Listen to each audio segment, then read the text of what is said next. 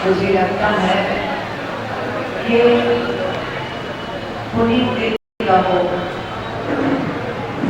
पुण्य दिन का हो, अतिशय योग्य दिन हो, क्योंकि ये पावन पुण्य दिन पुण्यशालियों को ही प्राप्त होता है।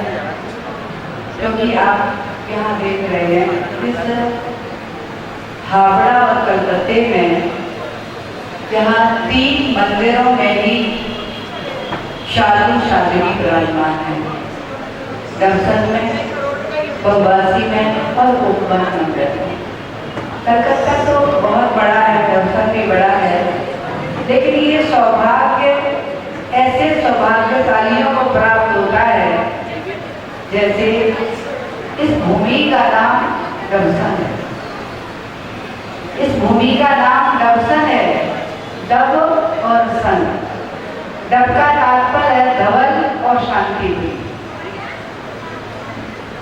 और सन का तात्पर्य है प्रकाश देने वाला सूर्य और पुत्र।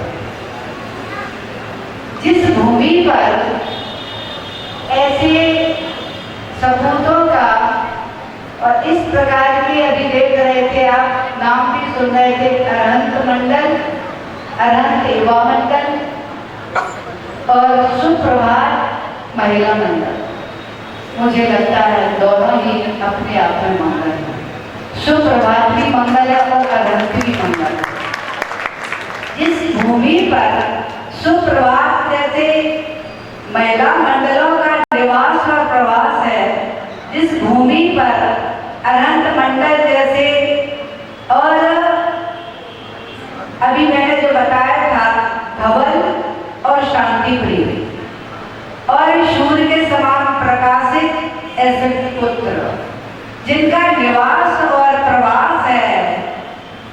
मुझे लगता है ऐसे सौभाग्यशालियों का ही इस भूमि पर जन्म हुआ है अथवा इस भूमि पर उनका निवास और प्रवास है। उन्हीं का प्रताप से आज यहाँ मेला लगा हुआ है, क्योंकि इसे हम मेला ही कहेंगे। और मेला का तात्पर्य है धर्मी धर्मात्मा से मिलन का जो कार्यक्रम होता है उसे मेला कहते हैं, मिलन को मेला कहते हैं। सर्वप्रथम मेला मुझे लगता है ऋषभनाथ प्रथम तीर्थंकर भगवान का प्रयाग में लगा था और तब से वह मेला चल रहा है। और दर्शन के सौभाग्यशाली जो यहाँ पुण्यशाली हैं, क्योंकि मैंने अभी बता ही दिया दर्शन का नाम, उस नाम से शायद ऐसे पुत्र यहाँ हैं जो सूर्य के समान प्रकाश और प्रताप को देने वाले, और इसी प्रकार की महिलाएं यहाँ पर हैं जो यहाँ पर सुप्रभात को देने वाली। ऐसे लोगों का यहाँ निवास और प्रवास है। ऐसे पुण्यशाली जो प्रतिदिन गणेश भगवान की अभिषेक से लेकर के पूजन भक्ति आरती आदि के साथ में जो अपने जैसे भूमि का नाम है मुझे लगता है वैसे ही वे आराधना करके अपने काले कर्मों को धो करके, क्योंकि कर्मों को कालमाई कहा है, और एक जन्म के लिए अनंत अनंत जन्मों के कर्म में हमारी आत्मा के साथ ऐसे कर्मों को धोकर के धवलता को प्राप्त हो गए। दर्शन का नाम उज्जवल कर रहे, धवलता को प्राप्त करके और स्वाभाविक भी है। ऐसा तुमने पुण्य कमाया है, आराधना भी करके जो पुण्य कमाया आज तुम्हारे जीवन में हुआ है, पुण्य मुझे लगता है फलीभूत हुआ है। क्योंकि रत्नात्रयधारी का आगमन और रत्नात्रयधारी का प्रवास और चतुर्मास के रूप में 2 दिन 3 दिन का नहीं। अभी महाराज जी उपाध्याय महाराज यहाँ आए थे, प्रवास हुआ। अभी आचार्य महाराज का कालोगाची में भी प्रवास हुआ था, 4-5 दिन का हुआ था। लेकिन दर्शन कितने सौभाग्यशाली है कि जिन्होंने 4-5 दिन का नहीं, मेरा पहले यहाँ 3 दिन का भी प्रवास हो चुका। और मुझे लगता है वह 3 दिन का प्रवास मुझे 4 महीने के लिए लेकर गया, क्योंकि दर्शन के बिना प्रीति नहीं होती और प्रीति के बिना प्राप्ति नहीं होती। मुझे लगता है मैंने आप लोगों को जाना पहचाना और मुझे लगा दर्शन का जैसा नाम है श्राविका भी वहाँ के वैसे ही धवल हृदय वाले और धर्म के द्वारा उज्जवलित और प्रकाशित होने वाले। जिस भूमि पर ऐसे पुण्यशाली का निवास स्थान है, उस भूमि पर अगर मुझे चातुर्मास करने का सौभाग्य प्राप्त हुआ है, ये मेरा भी पुण्य का योग ही है। आचार्य भगवान भले ही आज हमारे गुरुदेव बीच में नहीं है, और मुझे लगता है कि ऐसा उन्होंने मुझे समाधि के 5-6 दिन लगभग पहले प्रत्यक्ष रूप में दीदी का फोन आया और वीडियो कॉल किया तो सामने गुरुदेव दिखाई पड़े और उन्होंने दोनों हाथों से आशीर्वाद दिया। तो मैंने उनको ऐसा बताया था कि दर्शन में चातुर्मास होने की संभावना है, अभी फाइनल नहीं है। जब फाइनल होगा तब हम आपके चरणों में यहाँ से भक्तों को अथवा पत्र के द्वारा आपको बस सूचना करें। तो उन्होंने आशीर्वाद दिया, मुझे लगता है वो आशीर्वाद आज फलीभूत हुआ है। और उनके जो पत्राचार आपने नाम देख सुन रहे हैं, इसका यहाँ विराजमान है आचार्य भगवान चरमणि विशुद्ध सागर जी गुरुदेव, उनके द्वारा भी मुझे लगता है उन्होंने मुझे आशीर्वाद दिया और आज भी उनका आशीर्वाद प्राप्त हुआ। और अभी जिस दिन हमारा यहाँ प्रवेश हुआ था उस दिन भी उनका दर्शन और उन्होंने दोनों हाथों से आशीर्वाद दिया। भले ही वो दर्शन वालों को नहीं जानते, दर्शन को नहीं जानते, लेकिन मुझे लगता है उनका आशीर्वाद दर्शन वालों के लिए फलीभूत हुआ है। क्योंकि ये योग जिसे कहते हैं, जहाँ पर बरसात में साधु योग को धारण करते हैं। देखिए ये पंचम काल है, जिस योग को जब काल में साधु धारण करते थे, जिसे वर्षा योग कहते थे, आधापन योग कहते थे, शीत योग आदि कहते थे, लेकिन आज उस प्रकार का योग नहीं। लेकिन मुझे लगता है श्रावक और साधुओं का योग तो अवश्य हुआ, और ऐसा श्रावक साधुओं का जो योग होता है, जिसे हम जोड़ कहते हैं, अथवा यूं भी कह सकते हैं एक नदी के दो किनारे होते हैं। जैसे यहाँ गंगा बह रही है ना, गंगा के दो किनारे हैं, और वो दो किनारे सुरक्षित हैं तब तक तो गंगा बह करके सागर में मिल रही है। गंगा बहती हुई सागर में जा रही है, महासागर को प्राप्त हो रही है। यदि ये किनारा, एक किनारा भी टूट जाए तो क्या होगा? गंगा महासागर नहीं बन पाएगी। गंगा कहीं रास्ते में ही क्या हो गई? बिखर जाएगी, कहीं खाइयां बन जाएगी, कहीं खड्ड बन जाएंगे, कहीं ऐसे तालाब बन जाएंगे। लेकिन दो किनारे के माध्यम सुरक्षित है गंगा, महासागर को प्राप्त हो रही है। ठीक वैसे ही धर्म के दो किनारे हैं, एक साधु और एक श्रावक। इन दोनों के बीच में धर्म की गंगा बह रही है, और मुझे लगता है अवसर में भी धर्म की गंगा बहने का योग आया है। उसके भी दो ही किनारे हैं, एक साइड दत्ताधारी साधु है और दूसरी साइड धर्मात्मा श्रावक है। दोनों के बीच में धर्म की गंगा बह रही है, लेकिन ध्यान रखना दोनों ही किनारे मजबूत होना आवश्यक है। किनारा कोई कमजोर नहीं हो जाए। दत्ताधारी जिस किनारे पे वो भी मजबूत, और श्रावक जिस किनारे पे वो भी मजबूत। सभी लोग मजबूत हैं कि नहीं? कमजोर तो नहीं है कोई, क्योंकि यदि कमजोर पड़ गए, किनारा कमजोर पड़ गया तो फिर चातुर्मास का आनंद प्राप्त नहीं होगा। आनंद तभी आएगा जब दोनों का योग, दोनों का एक संयोग एक साथ रहेगा, तब तो चातुर्मास का आनंद आएगा। और मेरा सभी से यही पूछना है, हम तो यहाँ रहते ही हैं, क्योंकि मुझे तो आपने निवास स्थान दे दिया है जहाँ पर मुझे रहना है।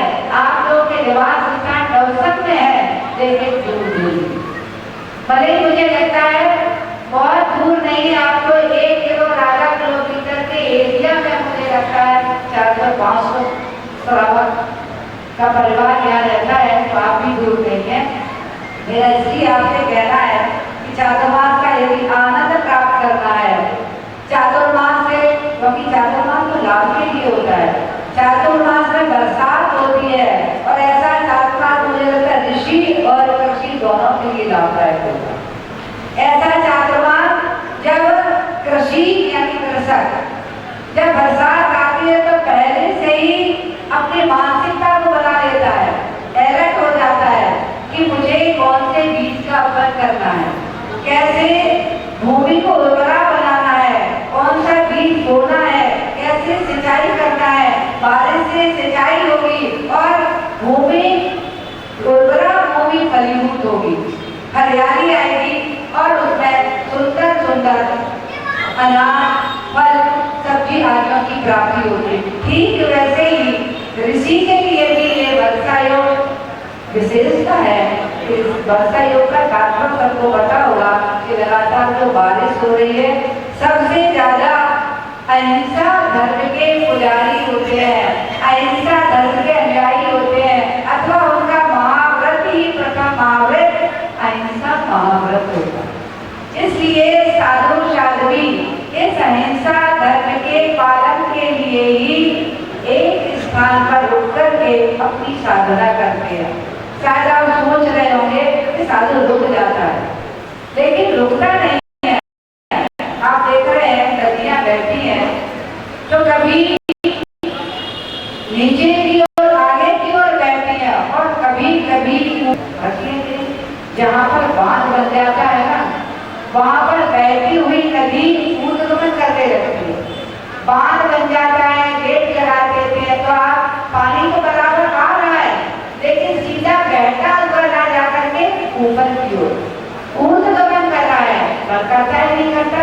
आप बांध बनाते, चारों तरफ से मजबूत दीवारें बनाते हो, सामने से भी गेट लगाकर उसको बंद कर देते हो, पानी आना बंद हुआ, पानी ऊर्ध्वगमन कर रहा है, ठीक वैसे ही साधु का गमन आगे और पीछे, दाईं और बाईं ओर भले ही रुक जाता है बरसात के कारण, मगर एक स्थान पर रह करके भी वे अपना गमन ऊर्ध्वगमन करना प्रारंभ करते हैं। कैसे करते हैं? क्योंकि उस समय निश्चित हो जाते हैं, अब मुझे कहीं विहार नहीं करना, कहीं गमनागमन नहीं करना, एक स्थान पर रह करके अपना कार्य, अपनी साधना, अपना लेखन का आदि के कार्य करते हुए श्रावकों के लिए भी देते हैं। इसलिए दोनों का योग मिलकर के धर्म की महती प्रभावना होती है। साधु तो केवल अपनी क्रिया से और साधना से प्रभावना करता है, लेकिन श्रावक दोनों ही से प्रभावना करते हैं, अपनी क्रिया से भी करते हैं, अपनी साधना से भी अपनी शक्ति के अनुसार करते हैं, और साधु के साथ जुड़कर के वो महती धर्म की प्रभावना करते हैं, जो दर्शन वालों को सौभाग्य प्राप्त हुआ है। क्योंकि अभी तक तो उनका मंदिर में उतनी देर ही प्रवास रहता था, भगवान का अभिषेक किया, पूजन किया और वापस अपने घर या बिजनेस आदि के। लेकिन अब उन्होंने अभी 8 दिन हो गए, लेकिन मैं देख रही हूँ कि उन्होंने अपने कामों के लिए थोड़ा विराम अवश्य दिया है कि वे भगवान का अभिषेक आदि भक्ति करने के बाद मंदिर में ठहरते हैं, और ठहर करके जैसे बरसात हो रही है ना, बरसात का आनंद लेते हैं लोग, शीतलता को प्राप्त करते हैं, शीतल वायु को प्राप्त करते हैं, और भूमि भी जब बरसात से भीग जाती है तो हरियाली हरी भूमि हो जाती है। ठीक वैसे ही दर्शन के पुण्यशाली श्रावक और श्राविकाएं, उनको यही मैं लगातार देख रही हूँ कि वे पूजन भक्ति आदि के बाद में वहीं प्रांगण में विराजमान होकर के जितवाणी का श्रवण भी करते हैं। और मुझे लगता है कि उन्होंने जाना है कि जैसे बरसात से शीतलता प्राप्त होती है बाहर से शरीर को, लेकिन जितवाणी की बरसात से शीतलता आदमी प्राप्त होती कि नहीं होती? अनुभव किया है कि नहीं आप लोगों ने? शीतल जितवाणी की बरसात से शरीर ही शीतल नहीं होता है, आत्मा शीतल होती है। जल की बरसात से शरीर को शीतलता मिलती है, लेकिन जितवाणी की बरसात से शरीर को भी शीतलता मिलती है और आत्मा को भी शीतलता मिलती है। जब शीतलता मिलती है तो आत्मा का आनंद निराला ही होता है, और जब दोनों का योग होता है स्वाभाविक ही है, धर्मात्मा और धर्मी अथवा श्रवण और श्रवणी अथवा श्रावक और श्राविका, यहाँ पर दोनों मिलकर के क्या करना है? धर्म की प्रभावना करना। क्योंकि हम लोग तो धर्म की प्रभावना अपने स्थान पर ही करते हैं, जहाँ है वहीं, लेकिन श्रावक जब मिलते हैं तो वह प्रभावना अपने आप परिवर्तित होती है। जहाँ श्रावक है तो आपने आज यहाँ आयोजन रखा, और हम लोग अकेले रहते, कहीं साधु कहीं भी रहता है, मंदिर में रहता है, धर्मशाला में रहकर के अपनी साधना करता है। जब आप प्रदान करते हैं तो आप क्रिया में तो धर्म की प्रभावना होती है, लेकिन जब धर्मात्मा श्रावक श्राविकाएं होती है तो फिर जितवाणी की बरसात होती है, और जितवाणी की बरसात शीतलता में अभी बता रहे थे, शरीर को ही नहीं आत्मा को शीतलता करती देती है, क्योंकि हमारी आत्मा अनादिकाल से तप रही है। अनादिकाल से तपन के कारण अपने आप में आत्मा दुखी है, उसको शीतलता प्रदान करने के लिए अथवा उसको शीतलता प्राप्त करने के लिए जितवाणी की बरसात भी आवश्यक होती है।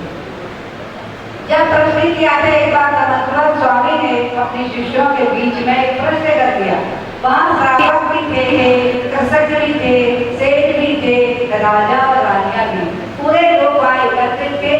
जब उन्होंने एक प्रश्न कर दिया अनंतनाथ स्वामी ने कि सबसे शीतल वस्तु कौन सी, तो सबने अपनी अपनी वस्तु शीतल बताई। किसी ने कहा सबसे शीतल वस्तु तो चंदन होता है, तो एक कृषक बैठा था, वह बोला भाई सबसे शीतल तक मुझे वट वृक्ष से मिलती है, जब मैं खेतों में काम करता हूँ तब जाता हूँ, तो वट वृक्ष की छाया में मुझे शीतलता प्राप्त होती है। तब वहीं रानी विराजमान की बोली, गुरुदेव सबसे अधिक शीतलता मुझे बसरे के मोती से मिलती है। ये सब सुनकर के आश्चर्यचकित हुए आचार्य भगवान। तभी उनका एक शिष्य तो हाथ जोड़ लिए और बोला, गुरुदेव मैं इस आपके प्रश्न का उत्तर देना चाहता। गुरुदेव ने आशीर्वाद दिया और उन्होंने हाथ जोड़कर के गुरुदेव को प्रश्न का उत्तर दिया कि हे गुरुदेव, सब शीतल यदि संसार में कोई है तो वह माँ जिनवाणी है। उस जिनवाणी माँ की छाया में जो भक्त जीव आ जाता है वह बाहर से ही नहीं अंदर से शीतलता को प्राप्त करा है। जिसने अनंत भवों में कभी नरकों के दुखों में तपन को प्राप्त किया है, कभी प्रेत गति के दुखों से तपन को प्राप्त किया है, कभी मनुष्य गति के दुखों में भी ऐसी कष्टों को प्राप्त, उन सारे कष्टों को दूर करने के लिए, शीतलता प्राप्त करने के लिए यदि कोई सच्ची माँ है तो है माँ जिनवाणी है। ऐसी जिनवाणी माँ की छाया में उसके आंचल में जो आ जाता है वो बाहर से भी शीतलता को प्राप्त करता है और अंदर से भी शीतलता को प्राप्त करता है। मुझे प्रसन्नता है कि दर्शक के श्राविका है, धर्म प्रेमी नहीं, जिनवाणी के भी प्यास और प्रेमी। जो मैं देख रही हूँ लगभग मैं यहाँ 21 तारीख को आई थी और आज 28 तारीख है, लगभग 8 दिनों में मैंने देखा है यहाँ के श्राविका है। युवाओं को भी वो सत्य है, जहाँ पर युवा और युवतियों में जोश होता है उनके साथ बड़े लोगों का साथ होकर के होश होता है। जब दोनों मिलते हैं जोश और होश बनी धर्म का जय घोष भी होता है। मेरा इसलिए आप सभी से अब हमारा आपने सारा कार्यक्रम तो करा ही किया है ना, सारा कार्यक्रम तो हो ही गया। चंद्रमा स्थापना का कलश की गोली भी लग चुकी, कलश स्थापना होने के लिए रह गया है। उससे पहले मैं आपसे आप लोगों से एक बात पूछना चाहती हूँ कि मैं इस दर्शन की भूमि पर अथवा पार्श्वनाथ और पार्श्वनाथ मंदिर और चैतन्य के बीच में यहाँ रह कर के हम अपना चातुर्मास करना चाहते हैं। आप लोगों की भावना है क्या?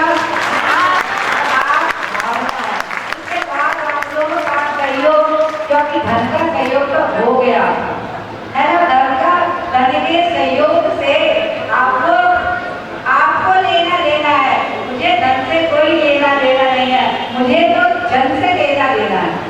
मुझे धन की कोई आवश्यकता नहीं है क्योंकि धन तो आपके साथ होना जरूरी है। क्योंकि हमारे आगम में लिखा है कि साधु यदि धन रखता है तो साधु दो कौड़ी का होता है, और श्रावक के पास यदि धन नहीं होता है श्रावक भी दो कौड़ी का होता है। यहाँ सब धनवान है, इसलिए सब यहाँ धर्मात्मा धनवान सब कुछ है। यहाँ पर मुझे किसी की आवश्यकता है, मुझे धर्मात्मा की आवश्यकता है। इसलिए ऐसे धर्मात्मा श्रावक श्राविका है। इस दर्शन की भूमि पर जो अभी मैंने बता दिया इसकी महिमा, उस महिमा को आप सभी ने प्राप्त किया है। उस महिमा के साथ में जो यहाँ धर्म का जय घोष होना है, अभी तो आज प्रारंभ होने जा रहा है, अभी तो प्रारंभ का दिन है। आज मुझे लगता है आपको बहुत आनंद आया और आपको देखकर के मुझे भी आनंद आया, क्योंकि जब श्रावकों को आनंद आता है तभी साधुओं को भी आनंद आता है। क्योंकि हमें आपके साथ में रहना है, हमको आपके साथ में रहना है। आप तो हमारे बिना रह सकते हो, लेकिन हम आपके बिना एक कदम भी नहीं सकते। हमारी तो हर जगह आपसे ही है, चाहे वो आहार की हो, चाहे निहार की हो, चाहे बिहार की हो, चाहे रुकने के स्थान के कोई भी हो, कहीं भी हो, हर हमारी क्रिया श्रावक पर डिपेंड है। इसलिए यहाँ के श्रावक श्राविकाओं से मेरा यही कहना है, क्या पूछना है कि अब यहाँ हमारा इतने लंबे समय का प्रवास होगा। वैसे तो कलकत्ते और हावड़ा में मुझे लगभग इतना समय हो गया, 20वां चतुर्मास। मैंने सपने में नहीं सोचा था, पहला चतुर्मास के बाद मेरा बिहार हो गया था और बिहार हो गया था कलकत्ता छोड़ने का, और बिहार करके हम लोग बकवासी पहुंच गए थे, जहाँ से मुझे खंडगिरी उदयगिरी जाना था।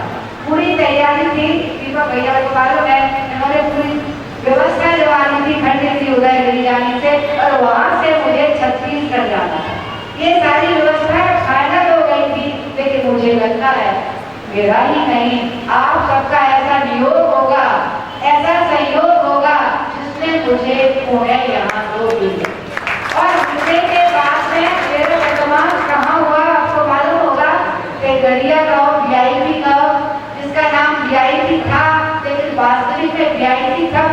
था, अब वह मार्ग को स्थान वास्तविक में वीआईपी हो गया है और विशेष वीआईपी होने लग गया है।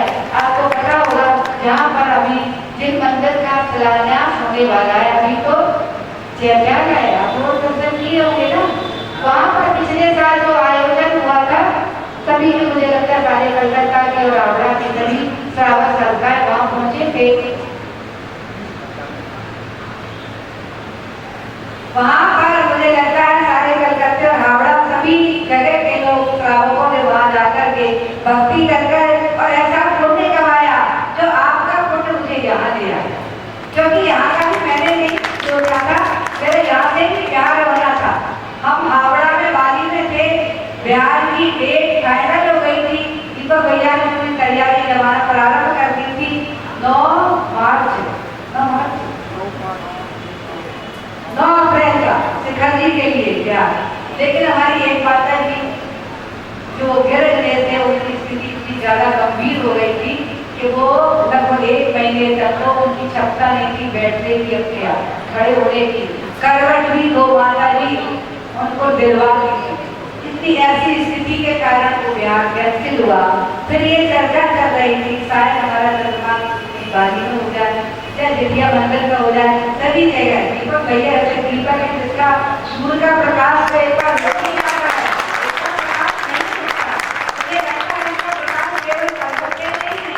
मुझे लगता है सारे भारत के कोने कोने तक इस दीपक का प्रकाश है और उन्होंने अपने प्रकाश से ऐसा तैयार की।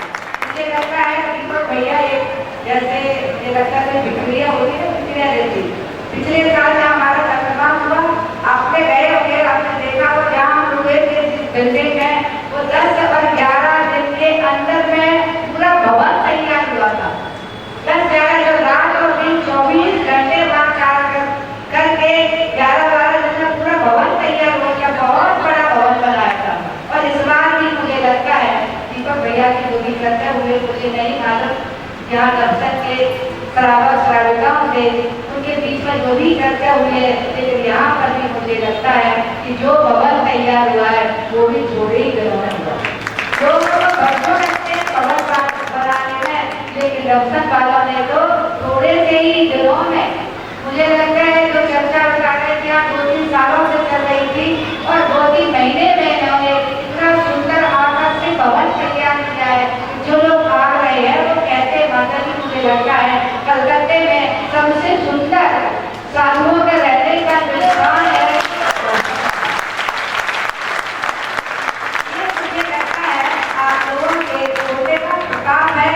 और जो लोग सच्ची भावना से साधुओं को चाहते होता है, दोनों मंगल त्रस्त हुए हैं और दोनों मंगल त्रस्त होकर के यहाँ मंगल ही मंगल होना है। और मेरा भी यही भावना है कि हाँ मंगल का त्रस्त मंगल, मंगल ही मंगल सबके जीवन में हो, अंतरण में भी हो, बहिरंग में भी हो, मंदिर में ही नहीं केवल सारे दर्शन में हो और दर्शन में ही क्या मैं तो जाती सारे कलकत्ते सारे हावड़ा में ऐसा मंगल हो, क्योंकि यहाँ पर आकर भगवत भी विराजमान है, उपाध्याय भगवत भी विराजमान है। हम तो छोटे से छात्र भी एक कार्यक्रम है, हमने तो उनका सभी का आशीर्वाद प्राप्त किया है, आचार्य महाराज का भी और आचार्य महाराज का भी प्रत्यक्ष के आशीर्वाद प्राप्त किया, उनका आशीर्वाद भी हमारे साथ है। आचार्य भगवान गणाचार्य विराट सागर गुरुदेव का भी दोनों हाथों से आशीर्वाद प्राप्त है और आचार्य भगवान विशुद्ध सागर जी गुरुदेव का भी मुझे दोनों हाथों से आशीर्वाद प्राप्त है। वही आशीर्वाद आप सबके लिए वही होगा। हम तो लेते हैं और देते हैं, हमारे पास तो कुछ है नहीं, हम तो आशीर्वाद लेते हैं और देते हैं। हमारे पास तो गुरुओं का आशीर्वाद है, वही आशीर्वाद से हम अपने जीवन में अपनी साधना है और वही आशीर्वाद हम आपके दर्शन के लिए देते हैं कि आपके जीवन में भी वह मंगलमय बने, वह धार्मिक बने, वही आपको भगवत्ता को प्राप्त कराने वाला हो। ऐसी भावना के साथ क्योंकि समय अपनी गति से चल रहा है और अभी यहाँ पर जितने भी बाहर से आए हुए मेहमान हैं उन सबके लिए मेरा आशीर्वाद और कलकत्ता हावड़ा से जितने भी यहाँ मेहमान के रूप में आए हैं उन सभी के लिए मेरा बहुत बहुत आशीर्वाद। और जिन्होंने आज मंगल कलश लेकर के पुण्य को प्राप्त किया है, पुण्य से झोली भरी है। और जिन्होंने किसी ने मंगल कलश प्राप्त किया है, किसी ने शास्त्र भेंट किया है, किसी ने वस्त्र भेंट किया है, सभी ने पुण्य के अवसर को प्राप्त करके और ऐसा पुण्य कमाया है जो आपके सभी के हित में आपके जीवन में पुण्य कोई बढ़ाने वाला, क्योंकि पुण्य से ही पुण्य बढ़ता है। ऐसे पुण्य आपका पुण्य तथा पुण्य आप सभी के लिए प्राप्त हो। यहाँ के मंदिर कमेटी का या मुझे तो लगता है मुझे तो सब एक ही नजर आते हैं, चाहे वो चातुर्मास कमेटी हो, चाहे महिला मंडल हो, चाहे युवा मंडल हो, चाहे मंदिर की कमेटी, वो सभी के लिए मेरा बहुत बहुत आशीर्वाद है। सभी लोग एक साथ एकजुट होकर के अपना एक संग्रह के साथ संगठन के साथ में ही सारे कार्य को करेंगे, बहुत आनंद आएगा। आपस में किसी प्रकार का भेदभाव नहीं होना चाहिए। मंदिर कमेटी और युवा मंडल और सुप्रभात महिला मंडल सभी लोग एक साथ एक होकर एक संगठन के साथ मिलजुल कर एक काम करेंगे तो यह बहुत ही आनंद आएगा। उन्हें यही चाहती आनंद आनंद सभी के जीवन को प्रतिभावना के सभी के लिए मेरा बहुत बहुत आशीर्वाद है। जय गुरु महावीर भगवान। तब आपको पता चलेगा कि आप कलकत्ते के रहने वाले हैं। आपने तो बहुत सुना होगा, मैंने कभी पिछले दिनों में ही सुना है, तो मुझे लगता है कि पंडित जी विद्वान भी है और पंडित जी ज्योतिष भी है। पंडित जी सभी के पास बहुत सारी विद्या है, इससे भी आपको बहुत सारी प्राप्त होगा। तो ये कभी बात ये बताने वाले हैं और इन्होंने क्या क्या बताया है, क्या क्या ये बताने, क्योंकि यही कार्यकाल करने वाले आपके आगे, यही मंगल कलश की स्थापना कराएंगे। इन्हीं ने ध्वजारोहण कराया और अभी भी बताया कि हमारा जहाँ प्रवास है जिस भवन में, वहाँ पर भी पंडित जी कभी ध्वजारोहण कराना है। इसलिए पंडित जी के लिए मेरा बहुत बहुत आशीर्वाद है कि आपका पूरा सहयोग दर्शन के श्रावक श्रावकाओं के लिए पूरे चतुर्मास में आपका पूरा सहयोग मिलता है। इससे हमारा प्रिय पंडित जी से भी यही कह रहा है, आप बहाना मत बनाना कि मैं वहाँ हूँ। माता जी इस योग से आपका नाम आ गया, तो मेरे को लगता है एक बार आपको वहाँ पे जाना चाहिए। और जो हमारे अक्षर समाज है, इनका केवल माल्यार्पण का स्वागत करें, पंडित जी का परिचय देने की मुझे आवश्यकता नहीं है।